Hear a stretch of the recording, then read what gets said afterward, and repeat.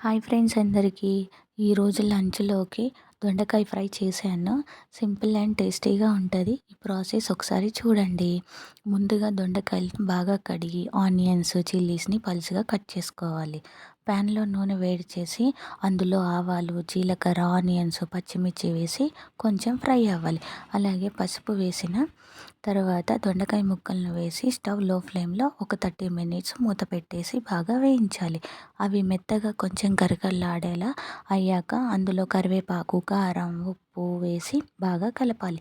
చివరగా కొద్దిగా దంచిన వెల్లుల్లి వేసి మరో 2 నిమిషాలు వేయిస్తే ఎంతో రుచికరమైన దొండకాయ ఫ్రై రెడీ అవుతుంది. ఇది వేడి వేడి అన్నంలో నెయ్యితో తింటే సూపర్‌గా ఉంటుంది. అండ్ ఏంటంటే ఇవి బేబీస్‌కి ఫీడింగ్ ఇస్తున్న మదర్స్‌కి పాలు బాగా పడతాయి. నా బేబీకి నాకు యూజ్ అయింది. అండ్ అందుకే నేను ఈ రెసిపీ మీకు షేర్ చేశాను. మీకు కూడా నచ్చితే లైక్ చేయండి, షేర్ చేయండి, సబ్స్క్రైబ్ చేసి ఈ రెసిపీ మీకు యూజ్ అయితే నాకు కామెంట్‌లో చెప్పేసేయండి. Thank you for watching.